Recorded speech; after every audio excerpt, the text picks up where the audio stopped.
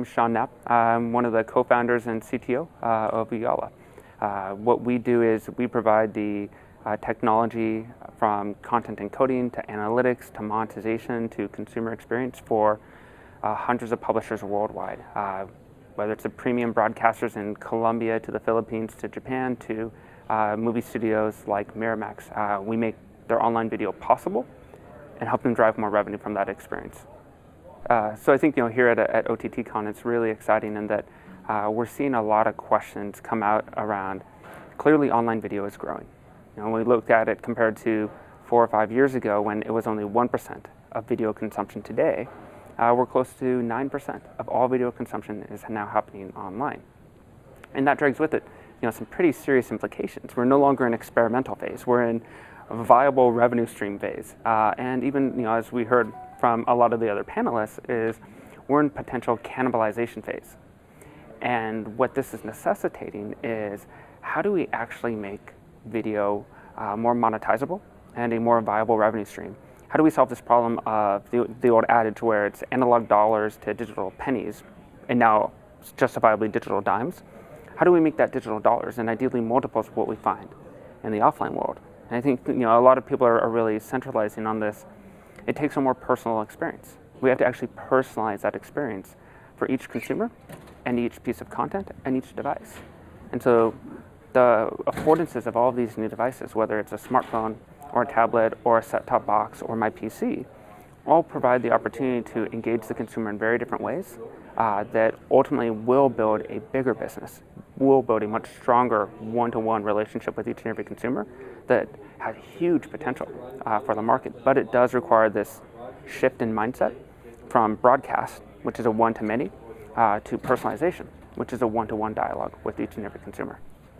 In terms of the trends you're seeing and people are talking about here, based on the panel, you mentioned interesting statistics about with all the viewing, online video is still only 2%. Right. So, well, actually, by the numbers, if you go by hours of content consumed, YouTube is 2.7% of all video consumption. I think this serves as a really good reminder, right, in that in the online world, we oftentimes get all caught up with this whole notion of revolutionary technologies and revolutionizing industries.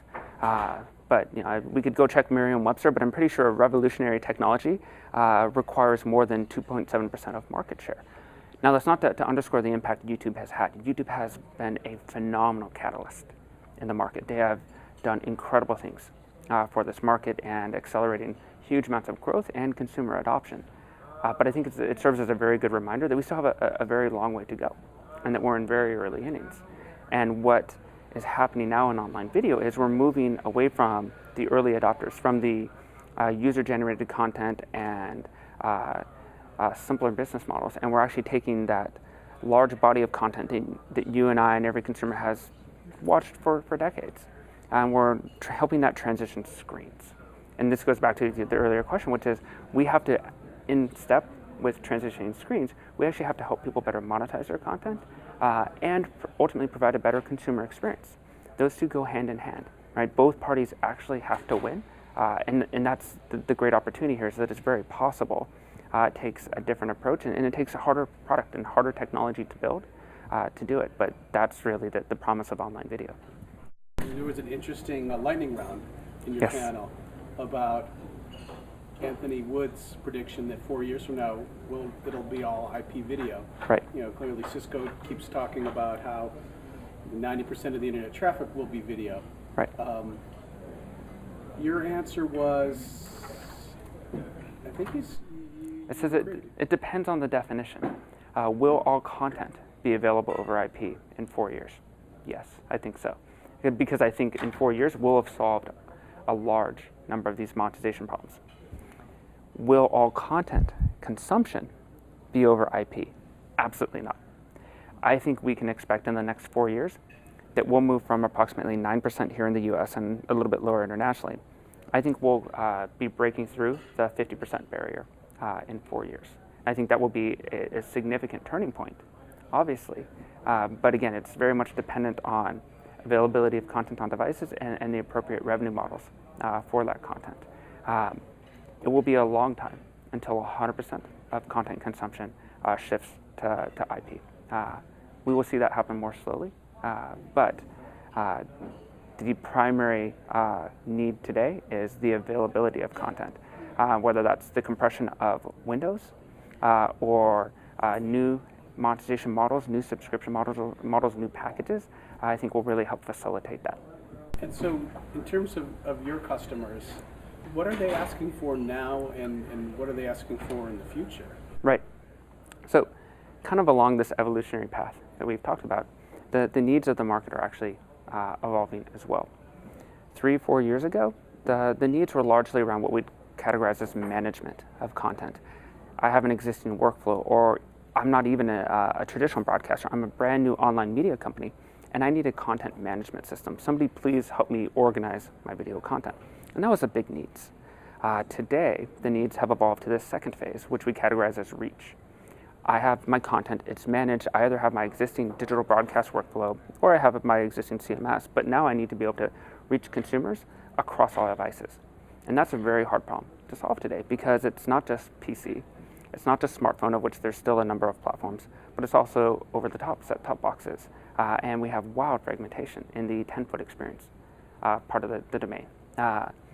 And these problems are still very hard to solve. How do I actually provide not just content to the consumer, but how do I give them a very engaging experience? How do I make it fast and performant and tightly integrated with how I'm monetizing? So ultimately, I'm optimizing that experience for the consumer. Now that takes us to the third phase, and this is where, depending on customers and how far along this sort of evolutionary path they are, different customers have arrived in this set of needs sooner than others. Ultimately, 2 years from now, this is all anybody is going to care about. Right? The reach problems will have largely been solved to varying degrees of success, but the primary focus will be on monetization. How do I ultimately monetize my content better? And the trick is, as I was mentioning, the trick isn't how do I just show more ads or how do I just increase the CPMs of my existing ads. That's absolutely part of the picture, but there's a lot more to it than that. It's, for example, how many ads should I show and where? And ultimately, for each and every consumer, how do I change that? Right? Some consumers respond better to 15-second ads. Others respond phenomenally well to overlays, depending on where they are in their consumption cycle and sort of the state of mind the consumer is in. If we're recommending content for the consumer and having them try different pieces of content, if we're in this exploratory phase, we should actually monetize less aggressively. Whereas if we're in the recurring consumption phase, we should monetize more aggressively. And this is where the big opportunity is that a few customers are really starting to get to, but we will see this as the dominant need in the next 2 years. So taking it back home to Ooyala, where is Ooyala going and where will Ooyala be, say, 4 years from now? Right. So I think Ooyala's focus, even since we started the company, has always been on how do we help our customers make more money, right? Not just in the short term. I can very easily tell you how to make more money today, to show more ads. But half your users may not come back tomorrow. And I think that's the challenge. The how we've solved that problem, right, has evolved from this management phase to this reach and distribution phase to this monetization phase. And so Ooyala is well known in the market, especially for our analytics, our approach to data, and ultimately our approach to monetization. We work with a large number of paywall providers. We provide a lot of our own underlying data and technology to optimize those paywalls, and very similarly do so in the ad network space as well. Now, Ooyala will continue to make major investments around this monetization.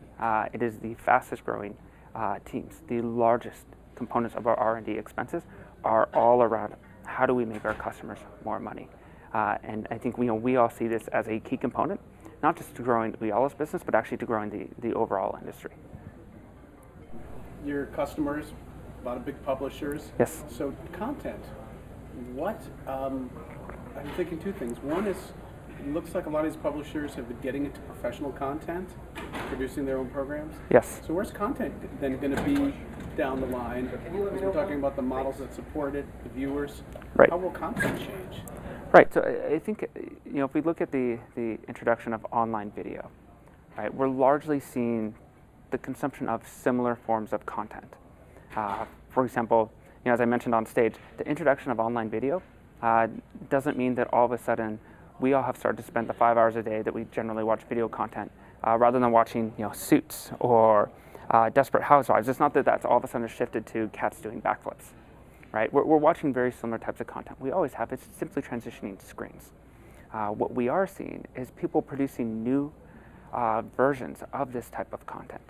We're seeing the print industry taking print media and moving it to digital video. We're seeing the consumer brands and advertising actually start to sponsor content or do more tightly integrated into mid and long form content. A great example is we have Victoria's Secret now broadcasting all of their fashion shows. We have Dell, who's actually running all of their support content through video to provide deeper engagement. We have REI producing original content around their gear to actually highlight what's possible. And so we're seeing budget shift as a result, while at the same time seeing all of the same premium content you and I consume every day simply move to these same distribution channels. So it is the introduction of new content, but largely as the same form. The only caveat to all of this is we're seeing, especially on mobile devices, more clip-based. ESPN's a great example where they're effectively taking sports center strategies where it's small clip versions of all the original content that they broadcast, and they're monetizing it incredibly well on mobile devices and on the PC. Similar publishers we have in Japan are taking clips of their cooking shows and monetizing them incredibly well on the mobile phone. And so similar types of content, just different distribution strategies now fit to the device. Excellent. Well, thanks for your time, Sean. Thank you. Appreciate it. Thanks a lot, Larry.